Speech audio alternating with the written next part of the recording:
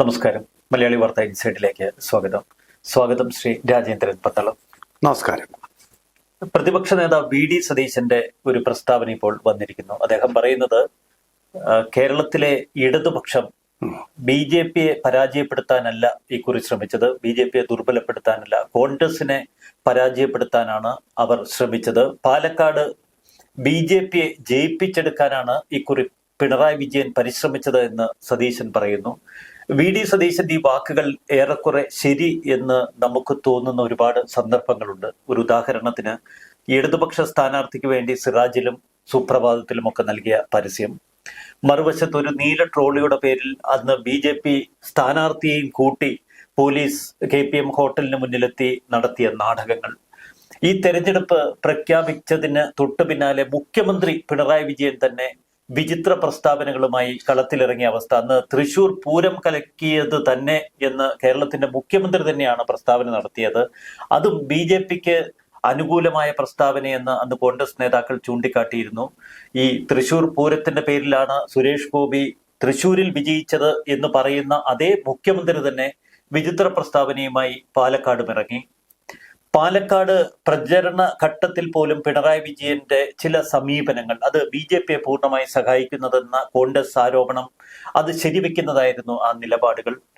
ചേലക്കരയിൽ തങ്ങളുടെ സ്ഥാനാർത്ഥി വിജയിക്കണമെന്ന് ആഗ്രഹിച്ച പിണറായി വിജയൻ പി സരിൻ എന്ന കോൺഗ്രസിലെ ഒരു പാഴ്ജന്മത്തെ തൂക്കിയെടുത്ത് ഇടതുപക്ഷ ക്യാമ്പിലെത്തിച്ച് അവിടെ സ്ഥാനാർത്ഥിയാക്കിയെങ്കിൽ അത് ബി.ജെ.പിക്ക് വേണ്ടി താലത്തിൽ വെച്ച് കൊടുക്കാൻ നടത്തിയ ശ്രമങ്ങളായിരുന്നു. തീർച്ചയായിട്ടും അങ്ങനെ സംശയിക്കേണ്ട സാഹചര്യങ്ങളുണ്ട്. വി.ഡി. സതീശൻ അത്തരത്തിലൊരു പ്രസ്താവന നടത്താൻ പ്രസ്താവ്യമായിട്ടുള്ള തെളിവുകളുണ്ട്. നമുക്ക് കുറച്ച് മുമ്പേ നിന്ന് തുടങ്ങിക്കഴിഞ്ഞാൽ താങ്കൾ പറഞ്ഞതുപോലെ തന്നെ തൃശ്ശൂർ പൂരം അവിടെ വെച്ച് തന്നെ തുടങ്ങാം. തൃശ്ശൂർ പൂരം എന്ന് പറഞ്ഞാൽ എത്രയോ പൂരങ്ങൾക്ക് മുഖ്യമന്ത്രിയായിരുന്നിട്ടുള്ള ഒരു മുഖ്യമന്ത്രിയാണ്. അവിടെ എത്രയോ പൂരങ്ങൾക്ക് ലൈവ് ടെലികാസ്റ്റിന് ഞാൻ പോയിട്ടുള്ളപ്പോഴും അവിടെ പോലീസിന്റെ ചുമതല വഹിച്ചിരുന്ന ആളാണ് ഈ M.R. അജിത് കുമാർ. അദ്ദേഹത്തിനായിരുന്നു അതിന്റെ ചുമതല. അപ്പൊ ഈ സംഭവം നടക്കുന്ന ദിവസം പെട്ടെന്ന് അദ്ദേഹം അവിടെ നിന്ന് അങ്ങ് മുങ്ങി, രാത്രി അങ്ങ് മുങ്ങുകയും പ്രായേണ ഇക്കാര്യത്തിൽ പരിചയമില്ലാത്ത പ്രാഗൽഭ്യമില്ലാത്ത അങ്കിത് അശോകനെ ചുമതലകൾ ഏൽപ്പിച്ച് അദ്ദേഹം അങ്ങ് മുങ്ങി. ഇതൊക്കെ ഈ പോലീസ്, ഇത്രയും പരിചയമുള്ള പോലീസ്, ഇത്രയും ലക്ഷോപലക്ഷം ആളുകൾ പുരുഷാരം തടിച്ചുകൂടുന്ന ഒരു സ്ഥലത്ത്, ഈ വെടിക്കെട്ടുമൊക്കെ നടക്കുന്ന സ്ഥലത്ത്, അത് തന്നെ വലിയ നമ്മൾ കണ്ടതല്ലേ വെടിക്കെട്ട് അപകടങ്ങൾ എത്ര എണ്ണം, പോരുപഴ പോരുന്നാടി, അതുകൂടാതെ കൊല്ലത്തൊരു ക്ഷേത്രത്തിലെ അപകടം, ആ കേസൊക്കെ ഇപ്പോഴും കിടക്കുകയാണ്, പിന്നെയും ഉണ്ടായിക്കൊണ്ടിരിക്കുന്നുണ്ടല്ലോ. അപ്പൊ അത്തരം പ്രമാദമായിട്ടുള്ള ഒരു ഉത്സവം എന്ന് നമ്മൾ പറയേണ്ടി വരും. അപ്പൊ ഇങ്ങനെ ദുരൂഹമായിട്ടുള്ള പല സാഹചര്യങ്ങളും സൃഷ്ടിക്കപ്പെട്ടിട്ടുണ്ട്, സ്വാഭാവികമായിട്ട് സംഭവിച്ചതല്ല. അപ്പൊ ഇതെല്ലാം കഴിഞ്ഞിട്ട് പൂരം കലക്കിയെന്ന് CPI പറയുന്നുണ്ട്, കോൺഗ്രസ് പറയുന്നുണ്ട്. ഇവരെല്ലാവരും പറയുമ്പോൾ തന്നെ മുഖ്യമന്ത്രി എന്താ പറഞ്ഞു? പൂരം കലങ്ങിയിട്ടൊന്നുമില്ല, എല്ലാം നടന്നു, വെടിക്കെട്ട് അല്പം വൈകി. അത് ഏറ്റവും ഒടുവിൽ മുഖ്യമന്ത്രി തിരുത്തിയത് ഏറ്റവും ഒടുവിൽ. അത് രാത്രി നടക്കേണ്ട വെടിക്കെട്ട് പകല് നടത്തി കഴിഞ്ഞാൽ അതിന്റെ ശോഭ പോവുക. രാത്രിയിൽ ഈ പൂത്തുകരി കത്തി നിൽക്കുന്ന ആ മഹാകാശവും അതിന്റെ ശബ്ദഘോഷവും ഒക്കെ കേൾക്കുക എന്ന് പറയുന്നതാണ് ഈ പൂരത്തിന്റെ അനുഭൂതി. പൂരം അറിയാവുന്നവർക്കറിയാം, അത് പൂരത്തെ പറ്റി അറിയാവുന്നവർക്ക്. ആ അനുഭൂതിക്ക് വേണ്ടിയാണ് ഒരു വർഷം മുഴുവൻ ജനങ്ങൾ കാത്തിരിക്കുന്നത്. അവിടെ അദ്ദേഹം പ്രമാദമായിട്ടൊരു പ്രസ്താവന നടത്തി. അതായത് ഒന്നും കലങ്ങിയിട്ടില്ല. ഇതിലൊരു വളരെ എന്താ പറയുന്ന ഓർക്കസ്ട്രേറ്റഡ് ആയിട്ട് നടക്കുന്ന ഒരു പരിപാടിയാണ്. വളരെ പാറമേക്കാവായാലും തിരുവമ്പാടി ദേവസ്വമായാലും ചേർന്നിട്ട് ഒരുപാട് മേള വിദഗ്ധരും മേള പ്രമാണികളും ഒക്കെ ആയിട്ട് നടത്തുന്ന ഒരു തിരുവുത്സവമാണ്. ഇതിനകത്ത് അപ്പോൾ ചുരുക്കത്തിൽ പിണറായി വിജയനെ സംബന്ധിച്ച് ബി.ജെ.പി ജയിച്ചു വരേണ്ട മറ്റു ചില ആവശ്യങ്ങൾ കൂടി അദ്ദേഹത്തിനുണ്ടായിരുന്നു. തീർച്ചയായിട്ടും ഉണ്ട് ഒരു വശത്ത്. പക്ഷെ മറുവശത്ത് ബി.ജെ.പിക്ക് താലത്തിൽ വെച്ച് പിണറായി വിജയൻ ഇത്തരം ഒരു സമ്മാനം നൽകാൻ ശ്രമിച്ചുവെങ്കിലും അവർക്കത് വാങ്ങാനുള്ള യോഗ്യതയില്ല എന്ന് അവർ തന്നെ തെളിയിക്കുന്നു. പ്രത്യേകിച്ച് പാലക്കാട് ഇപ്പോഴത്തെ നേതൃത്വത്തിന്റെ കുഴപ്പം തന്നെയാണത്.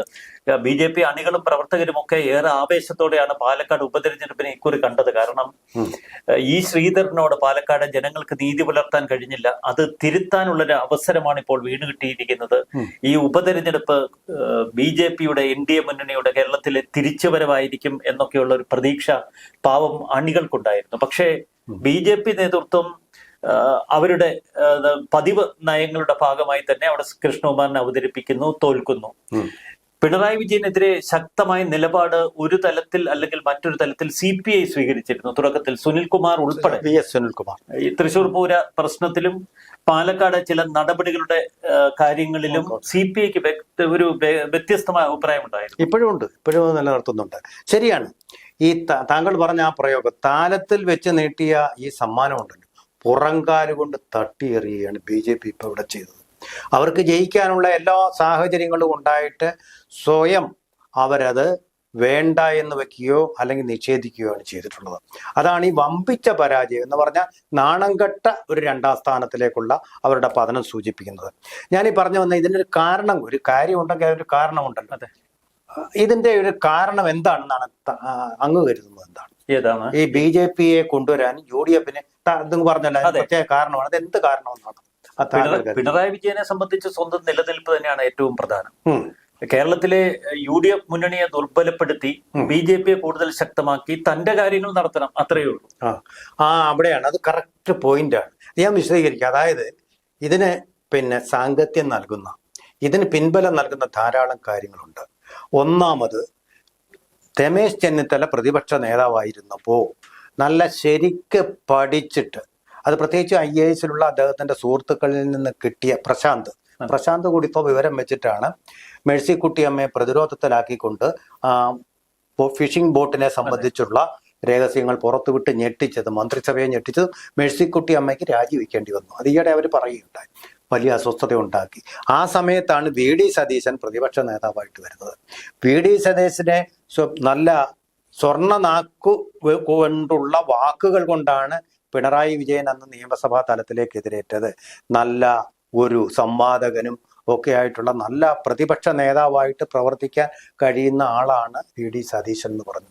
പക്ഷെ VD സതീശന്റെ നേതൃത്വത്തിലുള്ള നിയമസഭാ കോൺഗ്രസ് കക്ഷി അതിലും വലിയ തലവേദനയായി. മാത്യു കുഴൽനാടനെ പോലെയുള്ള ആൾക്കാര് ഇദ്ദേഹത്തിന് ഇതുവരെ ആരും പരിക്കേൽപ്പിക്കാത്ത പരിക്ക്, അദ്ദേഹത്തിന്റെ കുടുംബത്തെയും പുത്രിയെയും എല്ലാം ആരോപണ വിധേയരാക്കിക്കൊണ്ട് ശക്തമായിട്ടുള്ള ഭീഷണി അദ്ദേഹത്തിനായി തീർന്നു. ശല്യം സഹിക്ക വയ്യാതായി. അദ്ദേഹത്തിന് സുരക്ഷ കൂട്ടേണ്ടി വന്നു. നിയമസഭയിൽ നിന്ന് അസുഖത്തിന്റെ പേര് പറഞ്ഞ് പലപ്പോഴും ഈ കുഴൽനാടൻ ഉന്നയിച്ച ഒരു ഉപക്ഷേപത്തിന് തന്നെ മറുപടി പറയാതെ അദ്ദേഹം വീട്ടിൽ പോയിരുന്നു. എന്നിട്ട് MP രാജേഷിനെ കൊണ്ട് മറുപടി പറയിപ്പിക്കേണ്ടി വന്നു. വല്ലാത്ത അസ്വസ്ഥത ഈ മുതിർന്ന രാഷ്ട്രീയ നേതാവിനുണ്ടായി. അപ്പോ ഇനി ഒരാളും കൂടി, ഇനിയിപ്പോ അതിനേക്കാൾ വലിയൊരു ഡോസിലാണ് ഇപ്പോ അമ്പെയ്ത്ത് നടത്താൻ പോകുന്നത് രാഹുൽ മാങ്കൂട്ടത്തിൽ. എന്തുകൊണ്ടാണെന്ന് വെച്ചാൽ അദ്ദേഹത്തിന് ഒരു വിദ്വേഷം ഉണ്ടാവാനുള്ള, രായിക്ക് രാമാനോ അദ്ദേഹം പോലീസിനെ വിട്ട് അറസ്റ്റ് ചെയ്യിപ്പിച്ച് നാണം കെടുത്തി ഒതുക്കാൻ നോക്കിയത്. ആ ഒരു പ്രതികാര ബുദ്ധിയോടുകൂടിയായിരിക്കും ഇങ്ങോട്ട് വരുന്നത്. അപ്പൊ ആ വരവ് തടയാൻ വേണ്ടിയിട്ട് BJPയെ അങ്ങ് തങ്ങളത് ജയിക്കാൻ പോകുന്നില്ല, BJPക്ക് ജയിക്കാൻ അനുകൂലമായിട്ടുള്ള ഒരു സാഹചര്യം ഉണ്ടാക്കുക എന്നുള്ള ഒരു കളി കളിച്ചിരിക്കുക. അങ്ങനെയുള്ള കളികൾ പലപ്പോഴും CPM കളിക്കാറുമുണ്ട്. അതിന് നറേറ്റീവുകളും ക്യാപ്സ്യൂളുകളും ഒക്കെ സൃഷ്ടിക്കാറുണ്ട്. അതിന് പിണറായി വിജയനെ സംബന്ധിച്ച് വ്യക്തിപരമായി പല കാരണങ്ങൾ കൊണ്ട് പാലക്കാട് BJP ജയിക്കട്ടെ എന്ന് കരുതാൻ, അതിൽ പ്രധാനം ഈ രാഹുൽ മാങ്കൂട്ടത്തിൽ പിണറായി വിജയന് വ്യക്തിപരമായി ചില ശത്രുതാഭാവമുള്ള വ്യക്തി തന്നെയാണ്. കാരണം പിണറായി വിജയനെ വളരെ പച്ചയ്ക്ക് പരസ്യമായി അധിക്ഷേപിച്ച് വെല്ലുവിളിച്ച ഒരു കഥാപാത്രമാണ് രാഹുൽ മാങ്കൂട്ടത്തിൽ ഒരു വശത്ത്. മറുവശത്ത് BJPയുടെ ചില അന്തർനാടകങ്ങൾ നമുക്കറിയാവുന്നതാണ്. ഇക്കുറി പാലക്കാട് തെരഞ്ഞെടുപ്പിൽ BJPക്ക് ചില ലക്ഷ്യങ്ങൾ പാളിപ്പോയി. അതിലൊന്ന്, ഭരണവിരുദ്ധ വികാരം അവർക്ക് മുതലെടുക്കാൻ കഴിഞ്ഞില്ല. അത് പൂർണ്ണമായി പ്രതിപക്ഷം അടിച്ചുകൊണ്ടുപോയി. പിണറായി വിജയൻ സർക്കാരിന്റെ ഭരണവിരുദ്ധ വികാരം അവർ അവരുടെ തെരഞ്ഞെടുപ്പ് പ്രചരണത്തിന് ഉപയോഗിച്ചില്ല. പകരം കോൺഗ്രസിനെതിരെ ആക്രമിക്കാൻ മാത്രമാണ് മിനക്കെട്ടത് BJP ഒരു വശത്ത്. ഏറ്റവും പ്രധാനപ്പെട്ട ചില വിഷയങ്ങൾ, കരുവന്നൂർ തുടങ്ങി പഴയ ലോക്സഭാ തെരഞ്ഞെടുപ്പിന് മുന്നിൽ കത്തി നിന്നിരുന്ന വിഷയങ്ങളിലൊക്കെ BJP ചില ഇരട്ടത്താപ്പുകൾ നടത്തി. കേരളത്തിലെ സംസ്ഥാന BJP നേതാക്കളാണ് പല കേസുകളും അട്ടിമറിച്ചതിന് പിന്നിൽ എന്ന് ജനങ്ങൾ പോലും വിശ്വസിക്കുന്നു, BJPയുടെ അണികൾ പോലും വിശ്വസിക്കുന്നു. പല ശക്തമായ കേന്ദ്ര ഏജൻസികളുടെ അന്വേഷണം കേരളത്തിലെ ഭരണകൂടത്തിന് നേർക്ക്, പിണറായി വിജയന് നേർക്ക് ഉണ്ടായിട്ട് പോലും അതൊക്കെ കാലക്രമേണ അട്ടിമറിക്കപ്പെട്ടു. അതിനെ ശക്തമായി ഉയർത്തിക്കൊണ്ടുവരാൻ കേരളത്തിലെ സംസ്ഥാന നേതാക്കൾ പരാജയപ്പെട്ടു. ഏറ്റവും ഒടുവിൽ PP ദിവ്യ പ്രശ്നത്തിലും ശക്തമായ നിലപാടെടുക്കാൻ പ്രതിപക്ഷത്തിന്, പ്രത്യേകിച്ച് കോൺഗ്രസ് മുന്നണിക്ക് കഴിഞ്ഞപ്പോൾ BJP അവിടെ ലക്ഷ്യബോധമില്ലാതെ ഉഴലുകയാണ് ചെയ്തത്. കൃത്യമായി LDF സ്ഥാനാർത്ഥിയെ വെല്ലുവിളിക്കുന്നതിന് പകരം തൊട്ടപ്പുറത്തുള്ള രാഹുൽ മാങ്കൂട്ടത്തിന് നേർക്ക് മാത്രമാണ് ആക്രമണം നടത്തിയത്. അത് കൃത്യമായി ജനങ്ങൾക്ക് മുന്നിൽ ഇടത് BJP ബാന്ധവമാണ് എന്ന് പോയിന്റ് ഔട്ട് ചെയ്യാൻ UDF-നെ കൊണ്ട് കഴിഞ്ഞു. ട്രോളി വിവാദത്തിലും കൊടകര കുഴൽപ്പണ കേസിലുമൊക്കെ കൊടകര കുഴൽപ്പണ കേസ് ഏകദേശം 4 വർഷത്തിലധിക കാലമായി മൂടിവെക്കപ്പെട്ട ഒരു സംഭവമാണ്. സംസ്ഥാന സർക്കാർ അതിൽ ജാഗ്രത പുലർത്തിയില്ലെന്ന് മാത്രമല്ല, ആ കേസ് എസ്കലേറ്റ് ചെയ്യാൻ ഒരു തരത്തിലുള്ള ശ്രമങ്ങളും നടത്തിയില്ല, അത് മൂടിവെക്കുകയായിരുന്നു ചെയ്തത്. അപ്പോൾ ഇതൊക്കെ പരസ്പരം കൊടുക്കൽ വാങ്ങലുകളുടെ ഒരു ഭാഗമാണോ എന്നുള്ള ഒരു സംശയം പൊതുവെ ജനങ്ങളുടെ മുന്നിൽ എത്തിക്കാൻ UDF-ന് കഴിഞ്ഞു. ഇല്ലേ, ശരിയല്ല? തീർച്ചയായിട്ടും. അതുകൊണ്ട് അത് കൂടാതെ ഇതിനെ വേറൊരു തന്ത്രം കൂടി കളിച്ചു. സാധാരണഗതിയിൽ ആരും പാണക്കാട്ട് തങ്ങളെ കയറി അങ്ങോട്ട് അറ്റാക്ക് ചെയ്യാറില്ല, അദ്ദേഹം ഇങ്ങോട്ടും അറ്റാക്ക് ചെയ്യാറില്ല. ഈ കുറി അദ്ദേഹം പാണക്കാട്ട് തങ്ങൾ ജമായത്തെ ഇസ്ലാമിയുമായിട്ട് മുസ്ലിം ലീഗ് ഇപ്പോൾ ബന്ധമുണ്ടായിരിക്കുന്നു, അതുകൊണ്ട് ഇതുവരെയുള്ള തങ്ങൾമാരും അത് ചെയ്തിട്ടില്ല, ഈ തങ്ങൾ പഴയ തങ്ങൾമാരെ പോലെ അത്ര നല്ല ഒരു തങ്ങളല്ല എന്ന് വരെ പറഞ്ഞ് പ്രകോപിപ്പിച്ചു. മുസ്ലിങ്ങളെ ആകെ അത് പ്രകോപിപ്പിച്ചു. കാരണം അവരുടെ ഒരു ആധ്യാത്മിക നേതാവായിട്ട് കരുതപ്പെടുന്ന, ഖലീഫ പോലെ കരുതപ്പെടുന്ന ഒരാളാണ് ഈ പാണക്കാട്ട് തങ്ങൾ കുടുംബം എന്ന് പറഞ്ഞാൽ. നബിയുടെ പരമ്പരയായിട്ട് വരുന്ന കുടുംബം എന്നാണ് വിശ്വാസം. അവിടെ കയറി അറ്റാക്ക് ചെയ്തു. ഫലമോ, പാലക്കാട് ജില്ലയിൽ 22% വോട്ടർമാർ മുസ്ലിങ്ങളാണ്. അതെ അതെ. ഈ CPM-ന് കിട്ടേണ്ടിയിരുന്ന വോട്ടുകൾ കൂടി അദ്ദേഹം ഇല്ലാതാക്കിക്കൊണ്ടാണ് BJP-യെ സഹായിക്കാൻ ശ്രമിച്ചത്. പക്ഷെ അങ്ങനെ അവരുദ്ദേശിക്കുന്ന രീതിയിലല്ല നടന്നത്. ആ വോട്ടുകൾ എങ്ങോട്ട് പോയി? രാഹുൽ മാങ്കൂട്ടത്തിൽ തന്നെ പോയി എന്നുള്ളതിന്റെ ഒരു തെളിവും കൂടി ആണ്. 2021 നിയമസഭാ തെരഞ്ഞെടുപ്പിൽ അന്ന് LDF ക്യാമ്പിൽ കിട്ടിയ ന്യൂനപക്ഷ വോട്ടുകൾ, പ്രത്യേകിച്ച് മുസ്ലിം സമുദായത്തിന്റെ വോട്ടുകൾ ഇക്കുറി പൂർണ്ണമായി നഷ്ടപ്പെട്ടു. മറുവശത്ത് ന്യൂനപക്ഷമാണ് പാലക്കാട് ക്രിസ്ത്യൻ സമൂഹമെങ്കിൽ പോലും മുനമ്പം വിഷയം അത് സംസ്ഥാന സർക്കാർ വേണ്ട വിധത്തിൽ പരിഹരിക്കുന്നില്ല എന്നൊരു തോന്നൽ അവർക്കിടയിലുമുണ്ട്. അപ്പോൾ ന്യൂനപക്ഷം ഇക്കുറി പൂർണ്ണമായി കോൺഗ്രസിലേക്ക് മാറി എന്ന് വേണം അനുമാനിക്കാൻ. ന്യൂനപക്ഷങ്ങൾ അതെ കോൺഗ്രസിന് അനുകൂലമായിട്ടുള്ള നിലപാടെടുത്തു. ക്രിസ്ത്യൻ ന്യൂനപക്ഷമാകട്ടെ മുസ്ലിം ന്യൂനപക്ഷമാകട്ടെ കോൺഗ്രസിന് അനുകൂലമായിട്ടുള്ള തീരുമാനം തന്നെയാണ് എടുത്തിരിക്കുന്നത്. അതുപോലെ തന്നെ മുനമ്പം വിഷയത്തിലെ ഒരു ഇരട്ടത്താപ്പും കൂടെ പറയാം. ഇവർ തന്നെ അവകാശപ്പെടുന്നതാണ് കുടികിടപ്പ് നിയമം, ഭൂപരിഷ്കരണ നിയമം ഗൗരിയമ്മ കൊണ്ടുവന്നത്, അതുപോലെ അച്യുതമേനോൻ കൊണ്ടുവന്നത്. ഞങ്ങളാണ് മണ്ണിൽ അധ്വാനിക്കുന്ന കർഷകന് അവർക്ക് ആണ് ഭൂമി കിട്ടേണ്ടതെന്നുള്ളതാണ് ഇവരുടെ തത്വശാസ്ത്രം, കമ്മ്യൂണിസ്റ്റ് തത്വശാസ്ത്രം. എന്തേ മുനമ്പത്ത് വന്നപ്പോൾ ആ തത്വശാസ്ത്രം അവർ പ്രയോഗിച്ചില്ല? അവർ അത് കണ്ടില്ലെന്ന് അടിക്കുന്നത് എന്തുകൊണ്ട്?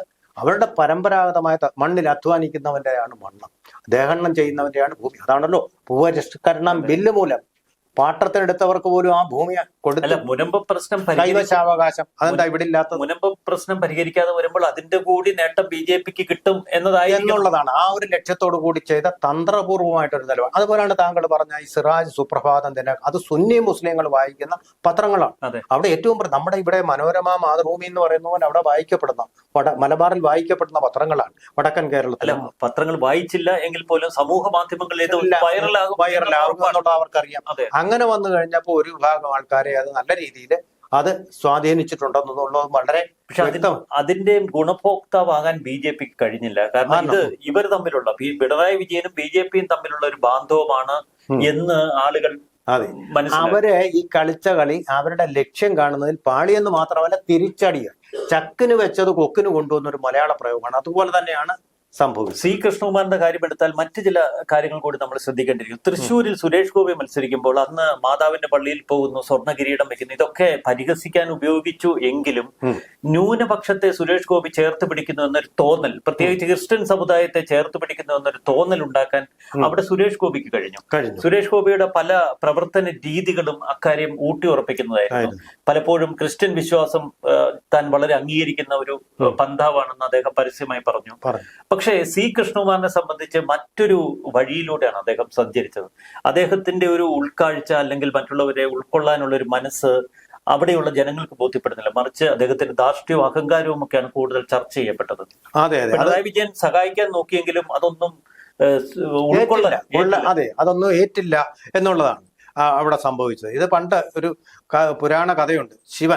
ശിവനും പാർവതിയും കൂടി ഇങ്ങനെ ഇരിക്കുമ്പോൾ പതിവായിട്ടൊരു പാവപ്പെട്ട മനുഷ്യൻ പോകും അവരുടെ മുമ്പിൽ കൂടി. ഒന്നുമില്ല, ഒരു വരുമാനവും ഇല്ലാത്ത ആള്. അയ്യോ, ഈ പാവത്തിനെ എങ്ങനെയെങ്കിലും സഹായിക്കണേ എന്ന് പാർവതി പറഞ്ഞു. അപ്പൊ ശരി, അങ്ങനെ സഹായിക്കാന്ന് പറഞ്ഞു. പിറ്റേ ദിവസം ഒരു സ്വർണ്ണ കട്ടി ആ മനുഷ്യൻ ദിവസവും പോകുന്ന വഴിയില് ശിവൻ അവിടെ കൊണ്ട് ദിവ്യ ദൃഷ്ടി കൊണ്ട് അദ്ദേഹം അങ്ങനെ ആ ദിവ്യ ശക്തി കൊണ്ട് അങ്ങനെ അവിടെ ആക്കി. എന്നിട്ട് ആ പിറ്റേ ദിവസം ആ മനുഷ്യൻ വന്നപ്പോൾ ഈ സ്വർണ്ണക്കട്ടിയുടെ അടുത്ത് വന്നപ്പോൾ ചോദിച്ചു, ഞാൻ എല്ലാ ദിവസവും ഇങ്ങനെ കണ്ണ് തുറന്നാണല്ലോ പോകുന്നത്, ഇപ്പൊ നീ ഇത് കണ്ണ് കാണാത്തവരെ എങ്ങനെ ഇരിക്കും, അതുകൊണ്ട് ഇന്ന് കണ്ണടച്ചങ്ങ് പോവാന്ന് പറഞ്ഞ് ആ സ്വർണ്ണക്കട്ടിയെയും കവച്ചു വെച്ചുകൊണ്ട് അദ്ദേഹം നടന്നങ്ങ് പോവുകയും ചെയ്തു. അപ്പൊ പാർവതിയോടെ ശിവൻ പറഞ്ഞു, കണ്ടോ അവന്റെ വിധി ഇതാണ്, പിന്നെ നമ്മൾ കൊടുത്തിട്ടും കാര്യമില്ല എന്ന് പറഞ്ഞ പോലെ BJPക്ക് ഇത് അനുഭവിക്കാൻ യോഗമില്ലായിരുന്നു. കൃഷ്ണകുമാറിന്റെ മാത്രം വിധിയല്ല ഇത്, ഇതിപ്പോ BJPയുടെ വിധിയായി, BJPയുടെ വിധിയായിട്ട് തീർന്നു. BJPയെ ജയിപ്പിക്കാൻ നോക്കി ശിവനാകുന്ന പിണറായി വിജയൻ, പക്ഷെ അവർക്ക് ഞങ്ങൾ ഇങ്ങനെ ഒന്ന് പൊയ്ക്കോളാം എന്ന് പറഞ്ഞ് ആ പന്താവിൽ കൂടെ പോയി നാണം കെട്ട തോൽവിയിലേക്കും ഇനിയിപ്പോ നേതൃത്വ മാറ്റത്തിലേക്കും ആയിരിക്കും, ഒരു ഇമ്പാക്റ്റിലേക്കും ആയിരിക്കും പോകുന്നത്. തന്നെയുമല്ല, ഇത് മാത്രമല്ല, നിയമസഭയിലെ ഉത്തരവ് മാത്രമല്ല, പ്രമാദമായ പല കേസുകളും അദ്ദേഹത്തിന്റെ കുടുംബത്തിനെതിരെ നിലനിൽപ്പുണ്ട്. വീണ വിജയന്റെ പേരിലും ഇദ്ദേഹത്തിന്റെ പേരിലും ഉണ്ട് കേസുകൾ. സ്വർണം കടത്ത് കേസും ഒക്കെ നിലനിൽക്കുന്നേ ഉള്ളൂ. അതുപോലെയാണ് CMRL കേസ്, അങ്ങനെയുള്ള കേസുകൾ. സീരിയസ് ഫ്രോഡ് ഇൻവെസ്റ്റിഗേഷൻ ഓഫീസാണ് അത് അന്വേഷിച്ചോട്ട്. പിണറായിക്ക് ചിലപ്പോൾ ഭയം ഉണ്ടാകാൻ കേട്ടോ. ഇപ്പോഴത്തെ BJP സംസ്ഥാന നേതൃത്വം പാലക്കാട് ഒരു പരാജയം സംഭവിച്ചാൽ മാറുമെന്നും പുതിയ നേതൃത്വം പിണറായി വിജയനെതിരെ ഒരു പക്ഷേ വളരെ ശക്തമായി നീങ്ങുന്ന ഒരു കൂട്ടരാണെങ്കിൽ കാര്യങ്ങൾ ഡീല് നടന്നു കാണുമല്ലോ. ശോഭാ സുരേന്ദ്രൻ തന്നെ പറഞ്ഞിട്ടുള്ളതുപോലെ ഈ ഡീലുകൾ നടക്കാൻ സാധ്യതയുണ്ടല്ലോ. ഡീലുകൾ അത് പ്രകാശ് ജാവേദ്കർ ഞങ്ങൾ ആ കേസിൽ നിങ്ങളെ ഒഴിവാക്കി തരാം, അതുപോലെ തന്നെ തൃശ്ശൂരിൽ ഞങ്ങളുടെ സ്ഥാനാർത്ഥി ഒന്ന് ജയിപ്പിച്ചാൽ എന്നുള്ള ഡീൽ നടന്നു എന്നല്ലേ EP ജയരാജനുമായിട്ട് ചർച്ച നടന്നെന്നല്ലേ പറഞ്ഞു. അതുപോലെ എന്തെങ്കിലും ഡീലുണ്ടോ എന്ന് നമ്മൾ കാണുന്നില്ലല്ലോ. എല്ലാം പത്രങ്ങൾ അറിഞ്ഞുകൊള്ളണമെന്നും അത് പുറത്തു വരണമെന്നുമില്ല. അങ്ങനെ എന്തെങ്കിലും ഒരു ഡീലിന്റെ ഭാഗമായിട്ടുള്ള ഒരു ഡീൽ നടന്നിട്ടുണ്ടോ? പിണറായി വിജയനെ സംബന്ധിച്ച് വളരെയേറെ താങ്കൾ ആദ്യം പറഞ്ഞ പോലെ സ്വന്തം സുരക്ഷയാണ് ഏറ്റവും വളരെ പാർട്ടിയുടെ രക്ഷയല്ല, സ്വന്തം സുരക്ഷ വളരെ പ്രധാനപ്പെട്ടതായിട്ട്. അതുകൊണ്ടാണല്ലോ ഇത്ര 40 വാഹനങ്ങളുടെ അകമ്പടിയൊക്കെ, അല്ല പാർട്ടിയെ സംരക്ഷിക്കാനല്ലല്ലോ. അപ്പൊ തീർച്ചയായിട്ടും അപ്പൊ ആ ഒരു ആംഗിളിൽ നോക്കുമ്പോൾ താങ്കൾ പറഞ്ഞതിന് തള്ളിക്കളയാനോ നിഷേധിക്കാനോ കഴിയില്ല. വളരെ നന്ദി ശ്രീ രാജേന്ദ്രൻ പന്തളം. നന്ദി, നമസ്കാരം.